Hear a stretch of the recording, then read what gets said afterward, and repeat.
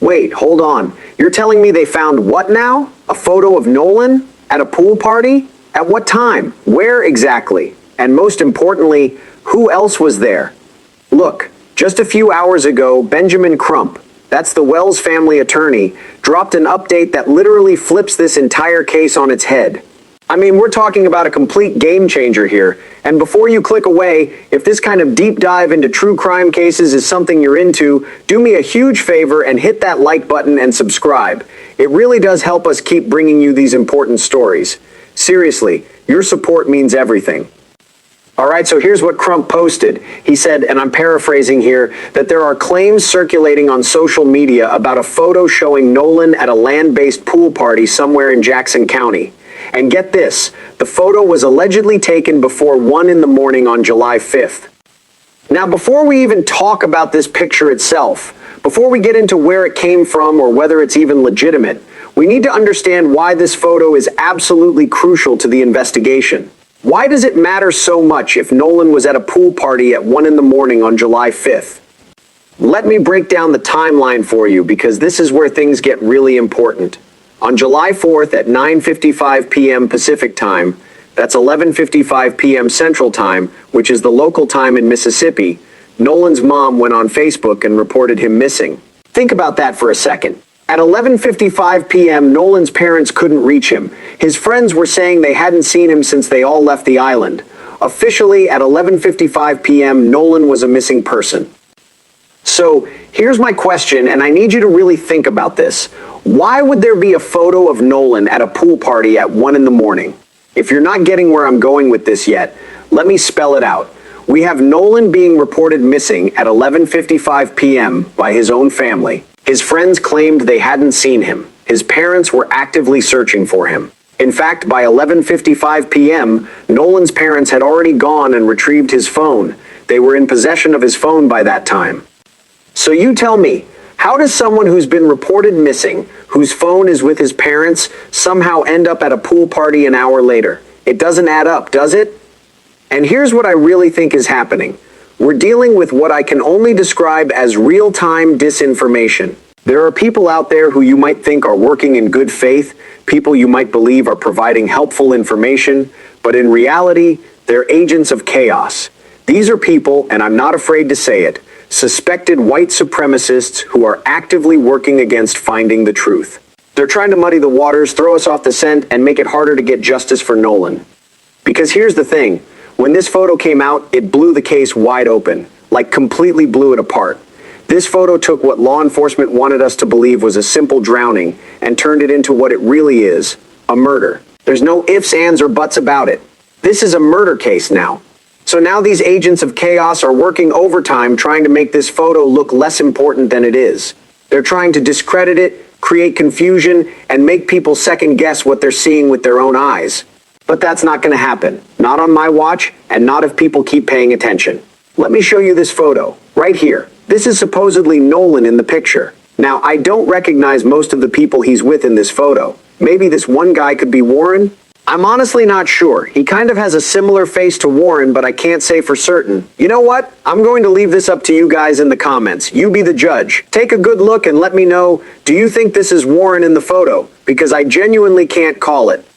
But what I can tell you is that this is supposedly Nolan at around 1 in the morning on July 5th. Now, the person who originally posted this picture goes by the name Evan Noel Ford. And here's where it gets interesting. He didn't post this as a single photo. It was part of a carousel, mixed in with a bunch of other pictures from what looks like his entire day. So it's entirely possible this was just a mistake on his part. Maybe he posted a whole bunch of photos from his day and didn't even realize Nolan was in one of them. That's plausible, right? But here's what bothers me. Once people started noticing Nolan in the photo and it began going viral, do you know what Evan did? Instead of making a simple Instagram post or story saying, "Hey everyone, my bad, this was actually an old photo, not from the 5th," or "This wasn't taken at 1 a.m., what did he do? He went into full-on damage control mode. And this is my biggest problem with all these people involved in this case. They just keep moving so suspiciously. As soon as the picture started going viral, Evan deleted it from the carousel. Just completely removed it. Gone. And then, after deleting the photo, he turned off the comments on all his other pictures. Every single time we get introduced to a new person in this case, there's something sketchy going on. They're always moving in ways that make you go, wait, what are you trying to hide? Here's my thing. If you did nothing wrong, if you're completely innocent, if this is just some big misunderstanding or mix-up, why not just come out and say it? Why not post something like, yo guys, you got it all wrong. That photo was from a couple weeks ago. I was just reminiscing about Nolan. My apologies for the confusion. That's all it would take, right? But no.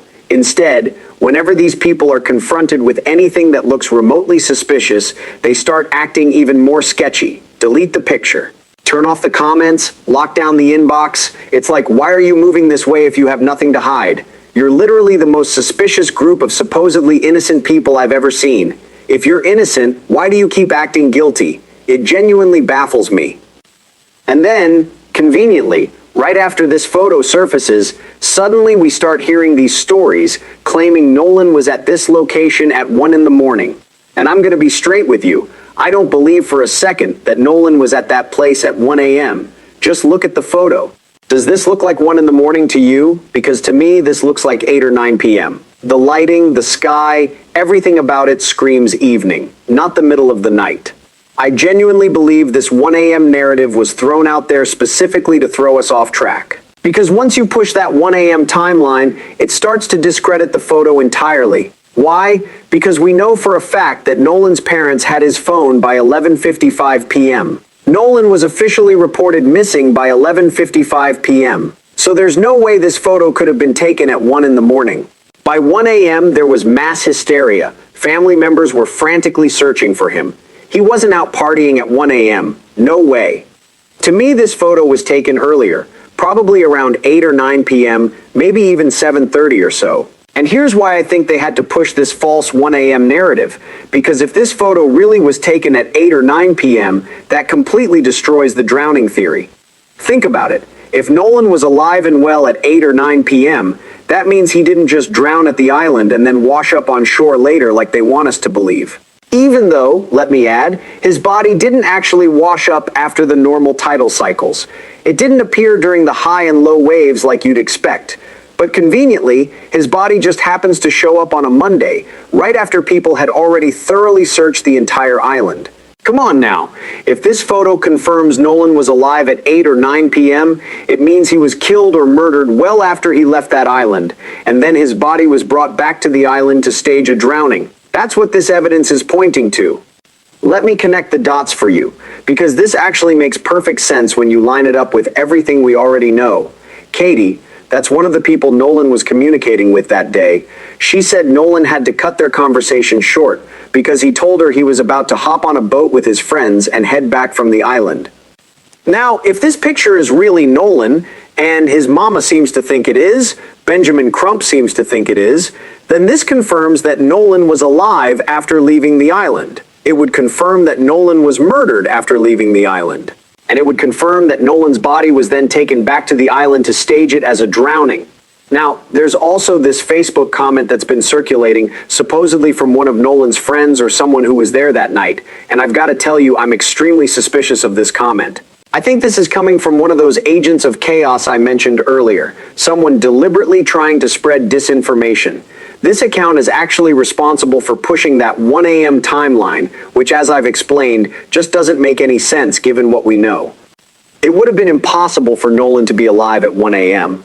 There was just too much going on, too many people looking for him. That photo had to have been taken around 8 or 9 p.m., so anyone pushing this 1 a.m. story is, in my opinion, trying to get us off the scent. They know that if they can throw enough confusion into the mix, muddy the waters enough, we'll start to second-guess ourselves and question what the evidence is really showing us. But if that picture is truly Nolan, there's no question about it. Someone needs to be arrested immediately. Now, this account I mentioned, the suspicious Facebook account, it describes this whole story about Nolan leaving the island, getting into an altercation with his friends, being murdered, and then being taken back to the island.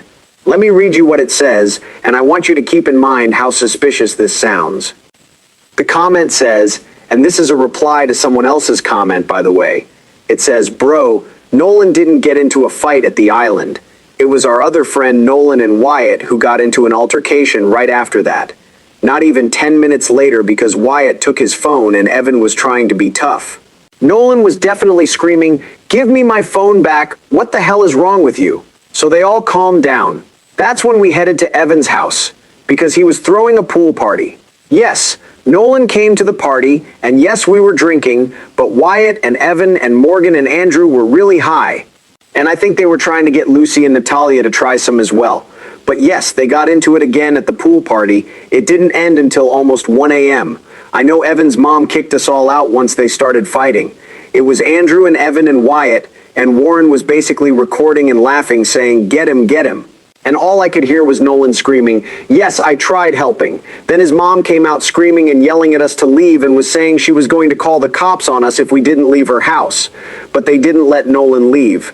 And Nolan was by the basketball goal that was inside the pool. He was leaning over beside it, gasping for air and spitting out blood. Okay, listen. We have got to be extremely careful here. This person also claimed that Nolan's mom knows all this information and that they just got off the phone with her. That's a straight-up lie. Nolan's mom is actively on Facebook right now saying she has not spoken to this person.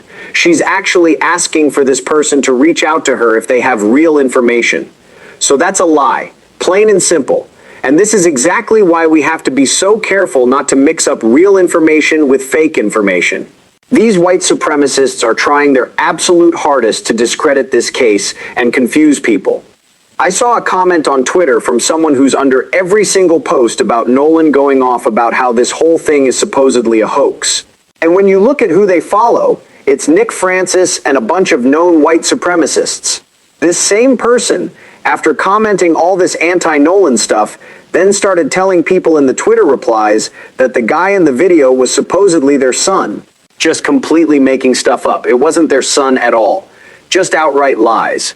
So we have people who are actively working to discredit this movement, to discredit the search for truth, and to prevent Nolan from getting the justice he deserves.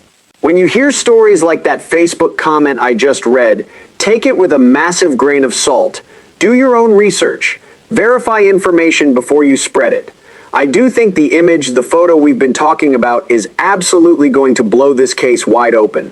But we have to be very careful with people who are trying to jump in after the fact, after the picture gets released, to tell us all this additional information that's completely inaccurate.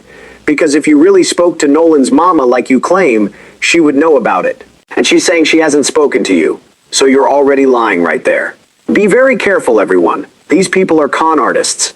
They're doing everything in their power to make us look manic, to make us look crazy, to make it seem like we've lost our minds. They're trying to get away with this, and it's absolutely sickening. I want to know what you guys think about all this. Drop your thoughts in the comment section. And trust me when I tell you this, we're just getting started. This is only the beginning. There's so much more to uncover, so much more to discuss. My next video on this case is going to break down how I believe there's already enough evidence for some charges to be filed. I'm actually working on that video right now as we speak. We're going to go through all the evidence piece by piece and show you why I think arrests should already be happening. But real quick before we wrap up, I need to talk about something that's been bothering me about how this whole case has been handled from the start. The way information has been controlled, the way certain people have behaved, the way evidence has seemingly been ignored or downplayed by authorities. It all points to something much bigger than just a tragic accident. When you look at cases like this, especially in areas where there's a history of racial tension and injustice, you have to ask yourself, who benefits from this being ruled an accident? Who benefits from this case not being thoroughly investigated? Who benefits from the evidence being dismissed or overlooked? The answer to those questions usually points you in the direction of the truth, and in this case, the truth is becoming clearer every single day. This wasn't a drowning. This wasn't an accident. Something happened to Nolan that night, something that people are desperately trying to cover up. And that photo is the crack in their story. That's the piece of evidence they didn't account for. Because in this day and age, with everyone having cameras on their phones, with social media being what it is, it's almost impossible to completely erase your tracks. Someone always posts something. Someone always captures that one moment that unravels the whole lie. That's what I think happened here. Someone posted their photos from that day without thinking about it, without realizing that one of those photos contained evidence that completely contradicts the official story. And now that it's out there, now that people have seen it and saved it and shared it, there's no putting that genie back in the bottle. The fact that Evan immediately deleted it and shut down his comments tells you everything you need to know. If that photo was innocent, if it was just from a different day, if it meant nothing, why delete it? Why not just clarify? Why go into full defensive mode if there's nothing to defend? And this is a pattern we keep seeing with everyone connected to this case. Every single person who was supposedly with Nolan that day, every person who supposedly saw him last, they all act the same way when questioned. They get defensive, they lawyer up immediately, they delete social media posts, they stop communicating. That's not how innocent people behave when their friend goes missing. That's how guilty people behave when they're trying to hide something. Think about it from a normal perspective. If your friend went missing and you were one of the last people to see them, wouldn't you be doing everything possible to help find them? Wouldn't you be cooperating fully with investigators, sharing every detail you could remember, posting on social media asking for help, doing interviews, anything to bring attention to the case? But that's not what we've seen here. Instead, we've seen silence. We've seen deleted posts, we've seen people hiding behind attorneys, we've seen stories that don't match up, we've seen timelines that make no sense, and we've seen a community that seems more interested in protecting certain people than in finding out what really happened to Nolan. And let's talk about the official investigation for a minute. Because from what we've seen publicly, it seems like law enforcement was way too quick to rule this as a drowning. Way too quick to close the book on this case. Why? What evidence did they have that made them so certain it was an accident? Because from where I'm sitting, looking at all the information that's publicly available, there are way too many red flags to just write this off as a drowning. The timeline doesn't work. The location where the body was found doesn't make sense based on water currents and tidal patterns. The condition of the body raised questions. The behavior of the people who were with him raises massive questions. And now we have this photo that potentially places Nolan alive and well after the time when he supposedly drowned. How does that fit into the drowning narrative? It doesn't. It completely blows it apart. This is why community pressure and public attention on cases like this is so important, because without it, without people asking questions and demanding answers, cases like this get swept under the rug. They get ruled as accidents or suicides or whatever is most convenient for the people in power. And families never get justice. The truth never comes out. But when people pay attention, when people refuse to let a case be forgotten, when people keep asking questions and demanding accountability, that's when things start to change. That's when investigators have to actually do their jobs. That's when prosecutors have to take cases seriously. That's when justice has a chance. So to everyone watching this, to everyone who's been following Nolan's case, to everyone who's been sharing information and asking questions, keep doing it. Don't let this case fade away. Don't let people forget about Nolan. Don't let the people responsible for what happened to him think they're going to get away with it. Because they're not.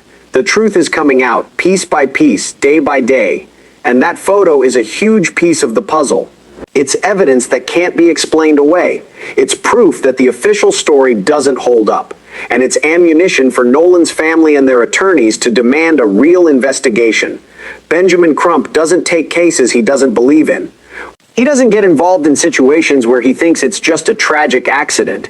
He gets involved when he sees injustice, when he sees evidence of foul play, when he sees families being denied the truth about what happened to their loved ones. And the fact that he's involved in this case, the fact that he's publicly talking about this photo and what it means, that should tell you everything you need to know about how serious this is. This isn't conspiracy theory. This isn't people making something out of nothing. This is a legitimate case with legitimate questions and legitimate evidence that something criminal happened. And the more information that comes out, the clearer that becomes. Now, I know there are people who are going to watch this video and say I'm jumping to conclusions, that I'm speculating, that I don't have all the facts. And you know what? You're partially right. I don't have all the facts. None of us do because we're not investigators with access to all the evidence. But I have enough facts to know that something doesn't add up. I have enough facts to know that questions need to be asked. And I have enough facts to know that Nolan's family deserves real answers, not some rushed conclusion that conveniently protects certain people. And here's the thing about speculation. Sometimes it's necessary. Sometimes it's the only way to keep attention on a case that powerful people want to go away. Sometimes asking uncomfortable questions is exactly what needs to happen to push an investigation forward. So yeah, I'm going to keep asking questions. I'm going to keep pointing out inconsistencies. I'm going to keep highlighting evidence that doesn't fit the official narrative. Because that's how you get to the truth. Not by accepting what you're told at face value, but by digging deeper, by demanding receipts, by holding people accountable. And I'm going to keep making these videos because Nolan's story matters. His life mattered. And what happened to him matters. He deserves justice, and his family deserves the truth. Period. If you've watched this far, thank you. Seriously. Thank you for caring enough about this case to stick with me through this whole breakdown. That's exactly the kind of engagement and attention that keeps cases like this from being forgotten. Every view, every comment, every share helps keep Nolan's name out there and keeps pressure on the people who need to be held accountable. Make sure you're subscribed to this channel because I'm going to keep covering this case as new information comes out. And trust me, there's more coming. We're going to break down the evidence for potential charges. We're going to look at what legal options Nolan's family has. We're going to examine every piece of this puzzle until the full picture becomes clear. Drop your thoughts in the comments. Let me know what you think about this photo and the 1 a.m. timeline. Let me know if you think that's Warren in the picture. Let me know what questions you have, what information you found, what connections you're seeing. Because this is a community effort. We're all working together to find the truth. And to Nolan's family, if you ever come across this video, please know that there are thousands and thousands of people who are fighting for justice for your son. We're not going to let this go. We're not going to let people forget. We're going to keep pushing until the truth comes out and the people responsible are held accountable. You're not alone in this fight. All right, everyone, that's where I'm going to leave this one, but like I said, there's so much more to cover. The next video is going to dive into the specific evidence that I believe is already strong enough for charges to be filed. We're going to look at the legal standards, the precedents, and why I think prosecutors have what they need to move forward right now. If you want to watch another deep dive while you're here, I've got a video about some absolutely wild allegations that just came out involving Beyoncé's family. It's a totally different kind of case, but equally mind-blowing. I'll have that linked for you. Until next time, stay curious, stay questioning, and keep fighting for justice. I'll see you in the next one.